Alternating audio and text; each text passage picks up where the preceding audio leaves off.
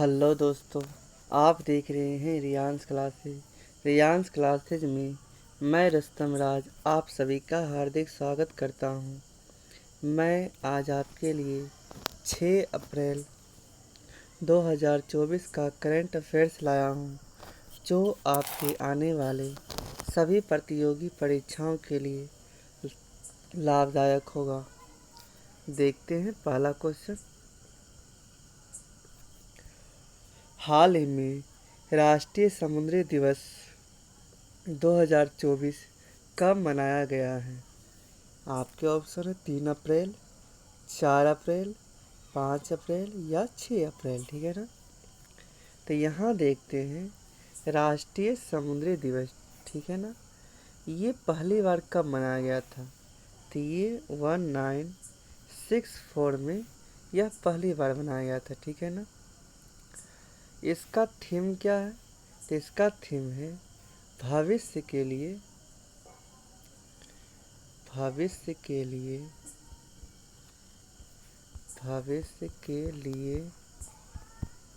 Navigate करना, मतलब सुरक्षा करना। ठीक है ना। इसका थीम है। तो यहाँ पे आपका आंसर तो हो गया 5 अप्रैल। ठीक है ना। 5 अप्रैल।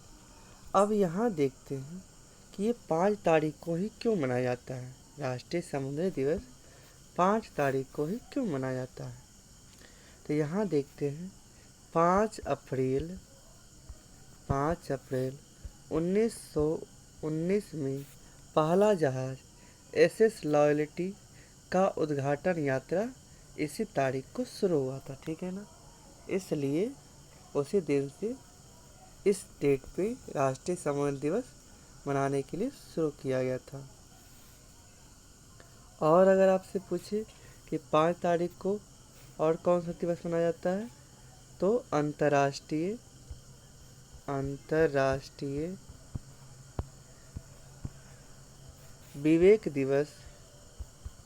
विवेक दिवस इसी तारीख को मनाया जाता है। ठीक है ना।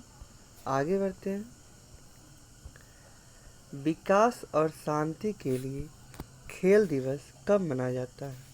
तो ये 6 अप्रैल को मनाया जाएगा। ठीक है ना। अगर आपसे पूछे कि राष्ट्रीय खेल दिवस कब मनाया जाता है, तो 29 अगस्त को मनाया जाता है। ठीक है ना। आगे देखते हैं। विश्व स्वास्थ्य दिवस कब मनाया जाता है? तो ये 7 अप्रैल को मनाया जाता है। ठीक है ना। आगे बढ़ते हैं। हमारा जो हुआ था जालियांवाला नरसंहार, ये कब हुआ था? तो ये हुआ था 13 अप्रैल 1919 ईस्वी को हुआ था। ठीक है ना। आगे देखते हैं। विश्व विरासत दिवस कब मनाया जाता है? तो ये 18 अप्रैल को मनाया जाता है। ठीक है ना। आगे देखते हैं। विश्व हीमोफीलिया दिवस कब मनाया जाता है? तो ये 17 अप्रैल को मनाया जाता है। 17 अप्रैल को विश्व हीमोफीलिया दिवस मनाया जाता है। ठीक है ना। आगे बढ़ते हैं। राष्ट्रीय सिविल सर्विसेज दिवस कब मनाया जाता है? तो ये 21 अप्रैल को मनाया जाता है। ध्यान दीजिएगा। राष्ट्रीय पृथ्वी दिवस कब मनाते हैं? तो ये 22 अप्रैल को। ठीक है ना। 22 अप्रैल को राष्ट्रीय पृथ्वी दिवस। ठीक है ना। आगे देखते हैं। वर्ल्ड बुक कॉपीराइट डे कब मनाया जाता है? तो ये मनाया जाता है 23 अप्रैल को। ठीक है ना। 23 अप्रैल को वर्ल्ड बुक कॉपीराइट डे मनाया जाता है। आगे देखते हैं। वर्ल्ड मलेरिया डे, विश्व मलेरिया दिवस कब मनाया जाता है? तो ये 25 अप्रैल को मनाया जाता है। ठीक है ना। 25 अप्रैल को। अगर बात करें 24 अप्रैल को कौन सा डे मनाते हैं, तो ये मनाते हैं पंचायती राज दिवस। पंचायती राज दिवस 24 अप्रैल को मनाया जाता है। ठीक है ना। आगे बढ़ते हैं। देखते हैं दूसरा क्वेश्चन। हाल ही में 19वीं SCO सुरक्षा परिषद की बैठक किसकी अध्यक्षता में हुई है? आपके ऑप्शन है उज्बेकिस्तान, चीन, भारत या कजाकिस्तान। ठीक है ना। तो यहाँ देख लेते हैं पहले SCO, ये जो है SCO, इसके बारे में पहले जान लेते हैं। ठीक है ना। इसका होता है फुल फॉर्म होता है शंघाई सहयोग संगठन। ठीक है ना। इसकी स्थापना 1996 में होती है। ठीक है ना। इसके तहत इसके अंतर्गत 5 देश आते हैं। ठीक है ना। इसके अंतर्गत 5 देश आते हैं। और अगर आपसे पूछे कि ये इसका नाम कब पड़ा था, SCO इसका नाम पड़ा था 2001 ईस्वी में। ठीक है ना। 2001 ईस्वी में इसका नाम पड़ा था। जिस टाइम इसका स्थापना हुआ था उस टाइम तो इसमें 5 देश ही था। लेकिन अगर आपसे पूछे कि वर्तमान में इसमें कितना देश है, तो इसमें 9 देश है। ठीक है ना। 9 देश है। अगर आपसे पूछे कि भारत और पाकिस्तान इसमें है या नहीं है, तो भारत और पाकिस्तान शंघाई संगठन में है। ये कब दोनों हुआ था शामिल, तो 2017 ईस्वी में भारत और पाकिस्तान शामिल हुआ था। ठीक है ना। अगर आपसे पूछे कि अभी हाल फिलहाल में 2023 में कौन सा देश सदस्यता हासिल किया शंघाई का, तो ये किया है ईरान ने किया है। ठीक है ना। ईरान ने किया है। इसमें ये 9वां सदस्य बना है। अब इधर क्वेश्चन की ओर आते हैं कि ये जो हुआ है 19वीं बैठक, इस कहाँ हुआ है, तो ये अस्टाना कजाकिस्तान में हुआ है। ठीक है ना। कजाकिस्तान में हुआ है। अगर आपसे पूछे कि इसमें भारत की ओर से कोई भाग लिए हैं, तो इसमें भारत की ओर से अजीत डोभाल जी ने भाग लिए हैं। ठीक है ना। और अगर आपसे पूछे कि 2023 में ये कहाँ हुआ था, तो ये नई दिल्ली में हुआ था। ठीक है। आपसे पूछे कि SCO के हेडक्वार्टर कहाँ है, तो बीजिंग चीन में इसका हेडक्वार्टर है। ठीक है ना। आगे बढ़ते हैं। G20 2024 कहाँ हुआ है, तो 24 की बात करें तो ये ब्राज़ील में हुआ है। ब्राज़ील में हुआ है। 23 की बात करें तो ये इंडिया में हुआ है। ठीक है ना। 23 में इंडिया में हुआ था। इसमें 21 देश है। इसमें 21 देश है, जिसमें से 19 देश है और 2 एक EU है और एक AU है। ठीक है ना। आगे बढ़ते हैं। काजिंद अभ्यास किन 2 देशों के बीच में होता है, तो ये भारत और कजाकिस्तान के बीच में काजिंद अभ्यास होता है। आगे देखते हैं। 10 लिक अभ्यास किसके किसके बीच में होता है, तो भारत और उज्बेकिस्तान उज्बेकिस्तान के बीच में ये अभ्यास होता है। आगे देखते हैं। हिम तेंदुआ राष्ट्रीय प्रतीक कहाँ का बना है, तो ये किर्गिस्तान का बना है। ठीक है ना। किर्गिस्तान का ये राष्ट्रीय प्रतीक बना है। आगे बढ़ते हैं। खंजर अभ्यास किन 2 देशों के बीच में होता है, तो ये भारत और किर्गिस्तान के बीच में होता है। कौन सा अभ्यास, तो खंजर अभ्यास। आगे बढ़ते हैं।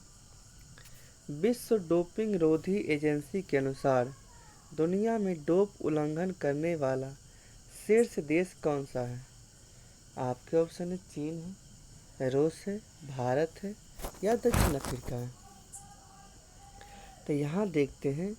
ये जो है वाडा WADA, ठीक है ना, ये होता है वर्ल्ड एंटी डोपिंग एजेंसी। नाम याद रखिएगा, वर्ल्ड एंटी डोपिंग एजेंसी।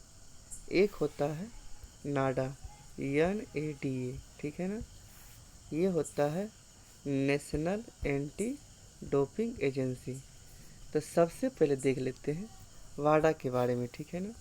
वाडा के बारे में, WADA के बारे में जान लेते हैं। इसका स्थापना 1999 में किया गया था, ठीक है ना। हेड क्वार्टर इसका कहाँ है, तो मॉन्ट्रियल इसका हेड क्वार्टर है। इसका काम होता है खेल भावना का उल्लंघन, अगर कोई करता है तो उसको हटाने का, उसको बैन करने का प्रयास इसका रहता है, ठीक है ना। और अगर आपसे पूछे कि नाडा क्या है, तो नाडा की स्थापना, नेशनल एंटी डोपिंग एजेंसी की स्थापना 2005 ईस्वी में हुआ था। और अगर आपसे पूछे कि इसके ब्रांड एम्बेसडर कौन है, तो ब्रांड एम्बेसडर सुनील शेट्टी जी हैं और इसका हेडक्वार्टर दिल्ली में है, ठीक है ना। नाडा का हेडक्वार्टर दिल्ली में है। अगर आपसे यहाँ तो क्वेश्चन है कि विश्व डोपिंग रोधी एजेंसी के अनुसार दुनिया में डोप उल्लंघन करने वाला शीर्ष देश कौन सा है। अगर सबसे पहले स्थान पे कौन आएगा, तो ये भारत आएगा, ठीक है ना। ये फर्स्ट पे आएगा और दक्षिण अफ्रीका जो है ये सेकेंड स्थान पे आएगा, ठीक है ना। आगे बढ़ते हैं। मॉन्ट्रियल प्रोटोकॉल क्या है, यह हुआ था कनाडा के अंदर हुआ था, ठीक है ना।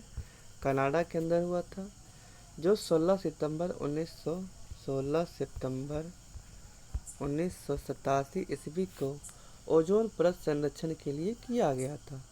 आगे बढ़ते हैं। कोप 15 जैव विविधता से संबंधित था, जैव विविधता से संबंधित था, ठीक है ना। कहाँ हुआ था, तो ये मॉन्ट्रियल में हुआ था, ये मॉन्ट्रियल में हुआ था। और अगर आपसे पूछे कि कोप 28 कहाँ हुआ था, तो ये UAE में हुआ है, ठीक है ना। कोप का मतलब होता है कॉन्फ्रेंस ऑफ पार्टी, ठीक है। आगे देखते हैं। शेयर मार्केट में भारत का स्थान केमा है, तो ये 4th रैंक में, ठीक है ना। और ग्लोबल फायर पावर इंडेक्स में भी भारत का स्थान चौथा ही है, ठीक है। आगे देखते हैं। नाडा की स्थापना कब हुआ था, नाडा नेशनल एंटी डोपिंग एजेंसी की स्थापना कब हुआ था, ये आपका आंसर बता चुके हैं कि 2005 ईस्वी में इसकी स्थापना हुई थी। आगे बढ़ते हैं। हाल ही में चर्चा में रहे G2G का संबंध किससे है, तो यहाँ देखते हैं। ऑप्शन तो आगे हो गया USA, इजराइल, रूस, फ्रांस, ठीक है ना। तो यहाँ है G2G का मतलब होता है गवर्नमेंट टू गवर्नमेंट, ठीक है ना। तो यहाँ जो है भारत और इजराइल की गवर्नमेंट टू गवर्नमेंट में समझौता हुआ है, ठीक है। इसमें जो है, इसके तहत भारत के 64 कामगार जो उत्तर प्रदेश और हरियाणा के हैं, उस इन सब को ट्रांसफ़र करके इजराइल भेजा गया है, ठीक है ना। वहाँ इनका काम रहेगा निर्माण कार्य, घरेलू देखभाल के लिए इनका उपयोग किया जाएगा। अगर आपसे पूछे कि इनकी सैलरी कितना रहेगा, तो इनकी सैलरी का अनुमान आप इस तरह से लगा सकते हैं कि इनका सैलरी एक दरोगा और बहुत अच्छी अच्छी नौकरियों के बराबर समझ लीजिए, ठीक है ना। तो इनका सैलरी 1.37 लाख रुपया पर महीना होने वाला है, समझ लीजिए कितना इसका इनकम होने वाला है, ठीक है ना। आगे बढ़ते हैं। ऑपरेशन अजय भारत ने इजराइल में फंसे भारतीयों को निकालने के लिए ऑपरेशन अजय की शुरुआत की थी, ठीक है ना। आयरन डोम, यह जो है इजराइल की एयर डिफेंस सिस्टम है, आयरन डोम, ठीक है ना। आगे देखते हैं। निसेट, ये जो है इजराइल की संसद है, ठीक है ना। इजराइल की संसद निसेट है। आगे देखते हैं। हमास, यह जो है गाजा स्ट्रिप ये है, ठीक है ना। आगे देखते हैं मोसाद। मोसाद क्या है? तो ये है इजराइल की खुफिया एजेंसी है। कहाँ की एजेंसी है? तो ये इजराइल की खुफिया एजेंसी है, ठीक है ना। आगे देखते हैं सिनाई प्रायद्वीप। तो ये कहाँ है? तो ये है इजिप्ट या मिस्र में है। आगे बढ़ते हैं सीरिया की राजधानी कहाँ है? तो सीरिया की राजधानी दमिश्क है। आगे बढ़ते हैं लेबनान की राजधानी कहाँ है? तो ये है बेरूत है। आगे बढ़ते हैं जॉर्डन की राजधानी कहाँ है? तो इसकी राजधानी अम्मान है। आगे देखते हैं मिस्र की राजधानी कहाँ है? तो ये है काहिरा में मिस्र की राजधानी है। आगे बढ़ते हैं हाल ही में दुनिया के सबसे शक्तिशाली लेजर ELIANP कहाँ लॉन्च हुआ है? आपके ऑप्शन है इजराइल, ब्रिटेन, रोमानिया, रूस, ठीक है ना। तो यहाँ जो है ELINP, ठीक है ना।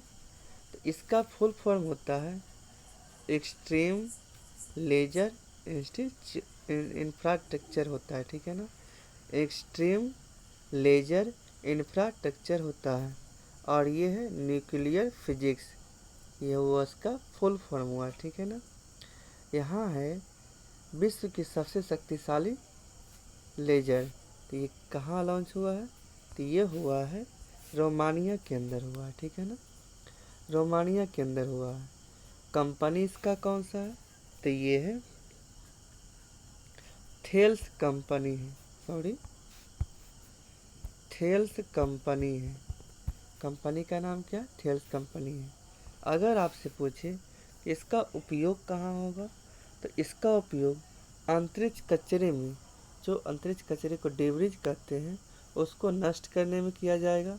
दूसरा परमाणु कचरा को नष्ट करने में, और कैंसर का जो अस्थाई कैंसर का है उसको अस्थायी रूप से समाप्त करने में इसका उपयोग होने वाला है, ठीक है ना। आगे देखते हैं शेंजेन क्षेत्र में शामिल होने वाले यूरोपियन देश कौन से हैं? एक है बुल्गारिया है और एक है रोमानिया है, ठीक है ना, रोमानिया है। आगे बढ़ते हैं निसार। तो ये है नासा नासा और इसरो का सिंथेटिक अपर्चर रडार है, ठीक है ना। आगे देखते हैं लिगो वेधशाला। ये ग्रेविटेशनल वेव्स शेप है। कहाँ है? तो ये हिंगोली महाराष्ट्र में है। कहाँ है? तो हिंगोली महाराष्ट्र में है। आगे देखते हैं हाल ही में WHO ने AI आधारित कौन से डिजिटल स्वास्थ्य प्रवर्तक का अनावरण किया है? आपके ऑप्शन है देविका, मोहम्मद, डेविन, सारा। तो यहाँ आपका आंसर होता है सारा, ठीक है ना। सबसे पहले देख लेते हैं WHO की स्थापना कब हुआ था? तो 7 अप्रैल 1948 ईस्वी को WHO की स्थापना हुआ था। हेडक्वार्टर इसका कहाँ है? तो हेडक्वार्टर जिनेवा स्विट्जरलैंड के अंदर है। अगर आपसे पूछे कि WHO के हेड कौन है, तो ये है डॉक्टर टेड्रोस, उसके हेड है, ठीक है ना। तो यहाँ देखते हैं इसने WHO ने डिजिटल स्वास्थ्य प्रवर्तक का अनावरण मतलब प्रमोट किया है, ठीक है ना। ये AI कृत्रिमता मतलब आर्टिफिशियल इंटेलिजेंस के तहत इसको लॉन्च किया है। तो यहाँ नाम उसका क्या है? नाम तो आपको बताया कि सारा है। तो इसका फुल फॉर्म देख लीजिए सारा, SARAH, ठीक है ना। तो इसका फुल फॉर्म आप लोग समझ लीजिए a smart AI resource assistant for health. एक बार फिर से समझ लीजिए, a smart AI resource assistant for health, इसका फुल फॉर्म होता है, ठीक है ना। आगे देखते हैं इराह क्या है। तो ये है AI आधारित पहली इंडियन फिल्म है। AI आधारित पहली इंडियन फिल्म है, ठीक है ना। आगे देखते हैं मीका क्या है। तो मीका जो है वर्ल्ड का पहला AICEO है, बना है, ठीक है ना। आगे देखते हैं सोफिया कौन है। तो ये फर्स्ट ह्यूमनॉइड रोबोट है, ठीक है ना, फर्स्ट ह्यूमनॉइड रोबोट है। आगे देखते हैं देविका क्या है। तो ये फर्स्ट AI सॉफ्टवेयर इंजीनियर है। Devika first AI software engineer है। सॉरी, देविका दो जगह लिखा गया है, ठीक है ना। आगे देखते हैं डेनिन क्या है। तो ये USA का फर्स्ट AI सॉफ्ट इंजीनियर है। तो यहाँ जो था देविका है इंडिया का है, ठीक है ना, और डेनिन है अमेरिका का है। आगे देखते हैं लिसा क्या है। तो ये फर्स्ट क्षेत्रीय AI न्यूज एंकर उड़ीसा के अंदर इसका आयोजन हुआ था, ठीक है ना। आगे देखते हैं आयरिस क्या है। तो आयरिस फर्स्ट AI टीचर है। तो कहाँ इसका किया गया है। तो केरल में किया गया है। अगर आपसे पूछे कि AI स्कूल कहाँ है, इंडिया में कहाँ है, तो केरल में ही है, ठीक है ना। आगे देखते हैं भारत सरकार अपना पहला वाणिज्यिक कच्चे तेल का राजनीतिक भंडारण कहाँ कहाँ है इसका। आपके ऑप्शन है कर्नाटक, उड़ीसा, असम, केरल, ठीक है ना। तो यहाँ देखते हैं ISPRL, इसका फुल फॉर्म होता है भारतीय राजनीतिक पेट्रोलियम रिजर्व लिमिटेड, ठीक है ना। इसका काम होता है कच्चे तेल का राजनीतिक मतलब भंडारण करना, इसका काम होता है। इसमें जो है अगर कहीं पे तेल की आपूर्ति ना होगा तो यह स्टोर के काम में मतलब स्टोर करेगा, इसको स्टोर करके रखा जाएगा। बाद में इसका अगर आपूर्ति नहीं होने पे बीमा के रूप में इसका वितरण किया जाएगा, ठीक है ना। अगर आपसे पूछे कि इसकी क्षमता कितनी होनी है, तो इसकी क्षमता 25 लाख टन होने वाली है, ठीक है ना। इसको भूमिगत भंडारण किया जाएगा, मतलब भूमि के अंदर किया जाएगा, ठीक है। अगर आपसे पूछे कि इसकी लागत कितनी लगने वाली है, इसकी लागत हम लोग की सोच से परे इतना रुपया लगने वाला है, ठीक है ना। 3300 करोड़ रुपया लगने वाला है इसमें। यह 3 स्थान पे बनने वाला है। फर्स्ट आंध्र प्रदेश विशाखापट्टनम, दूसरा कर्नाटक पादुर स्थान और मंगलोर स्थान में बनेगा, ठीक है। आगे देखते हैं नहर कटिया, यह असम के अंदर है, ठीक है ना, यह असम के अंदर है। तो यहाँ पे आपका आंसर हो जाता है, आंसर आपका हुआ है कर्नाटक हुआ है, ठीक है ना, ध्यान दीजिएगा। आगे देखते हैं नहर कटिया कहाँ था। तो ये असम के अंदर था।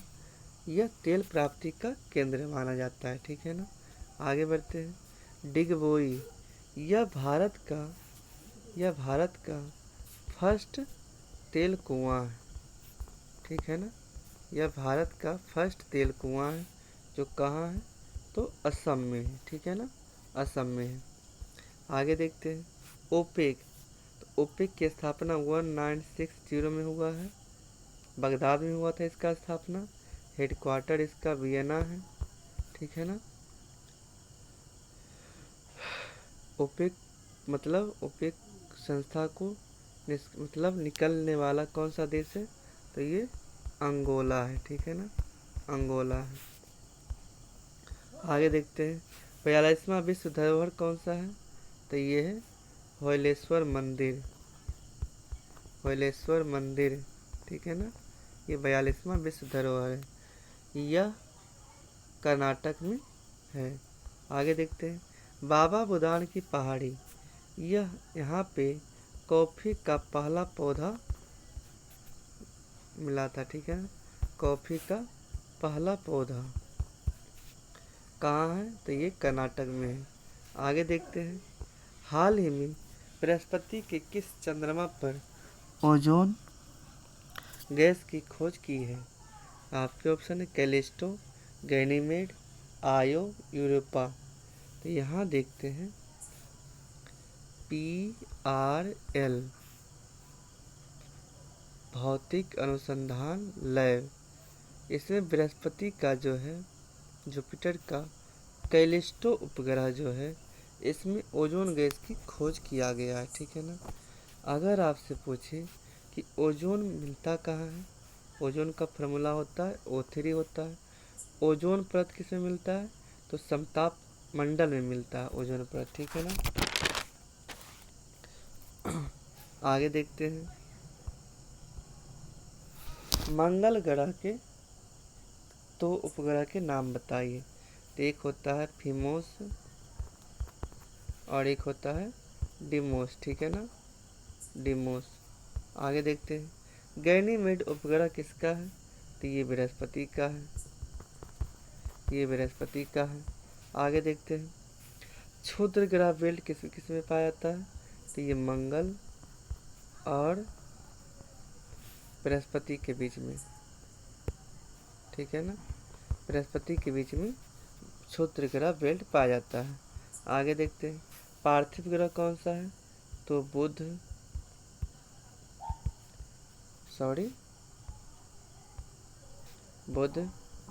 शुक्र, मंगल और पृथ्वी, ठीक है ना, ये पार्थिव ग्रह है। आगे देखते हैं बलय युक्त ग्रह कौन सा है, तो ये है शनि महाराज, शनि ग्रह, ठीक है ना, शनि ग्रह। अगर पूछे सबसे गर्म ग्रह और सांझ का तारा को इसको कहा जाता है, तो ये शुक्र ग्रह को कहा जाता है, ठीक है ना। सांझ का तारा, भोर का तारा और सबसे गर्म ग्रह शुक्र है। आगे देखते हैं सूर्य के सबसे नजदीक ग्रह कौन सा है, तो यह बुध है, ठीक है। आगे देखते हैं हाल ही में मौद्रिक नीति समिति ने रेपो रेट कितने निर्धारित की है। आपके ऑप्शन है 4.5%, 5.5%, 6.5% या 7.5%। तो यहाँ आपका आंसर होता है 6.5%।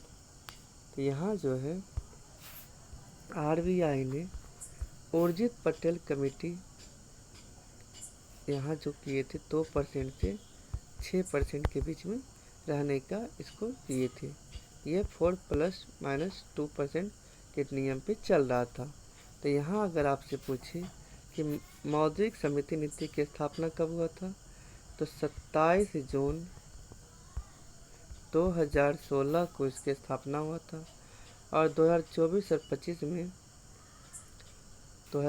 25 का भी ये नियम दिया है कि यह 7% होने वाला है, यह अनुमान लगाया गया है, ठीक है ना।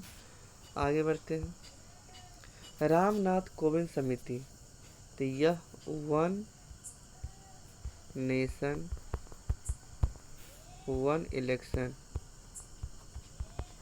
रामनाथ कोविंद दिए, ठीक है ना। विजय राघवन पैनल, यह DRDO द्वारा किया गया है, यह DRDO द्वारा, ठीक है ना। आगे देखते हैं शिव रमन समिति, यह नाबार्ड की स्थापना के लिए इसका किया गया था, ठीक है ना, नाबार्ड की स्थापना के लिए। ये 12 जुलाई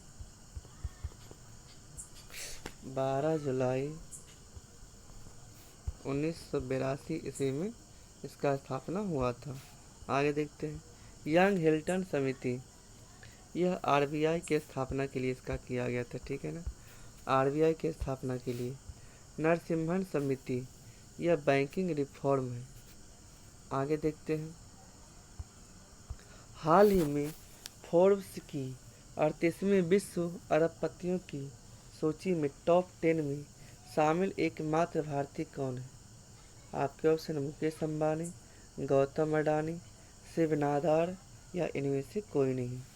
तो इसका आंसर तो मुझे आप लोग को बताने की ज़रूरत भी नहीं है। इसका आंसर हो जाएगा मुकेश अंबानी, ठीक है ना। तो यहाँ जो है फोर्ब्स अरबपतियों की सूची में कैमा नंबर का ये है? तो 38 नंबर का है, ठीक है ना।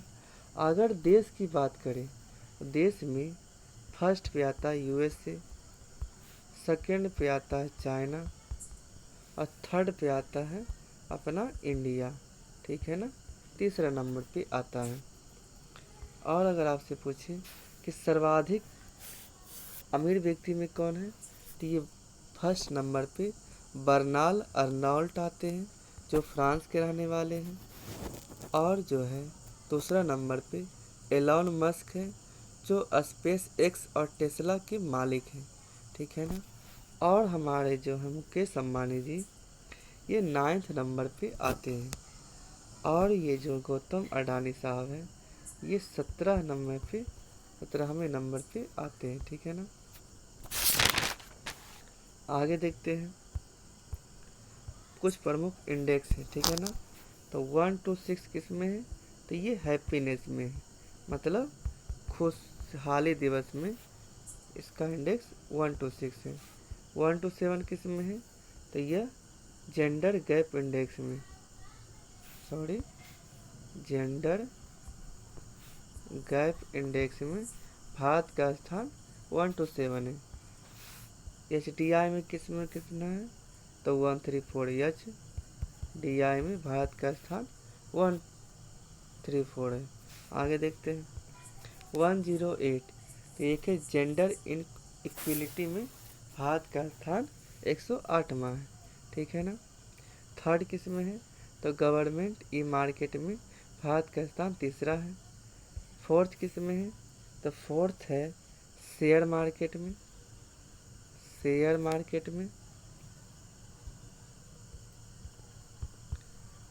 मार्केट में भारत का स्थान 4था है। और ग्लोबल फायर पावर इंडेक्स में भी भारत का स्थान 4था है। आगे देखते हैं 161, तो ये है press freedom index, press freedom index में भारत का स्थान 161 है। आगे देखते हैं 111, तो ये है हंगर इंडेक्स में भारत का स्थान 111 है। आगे देखते हैं 7th में किस में है?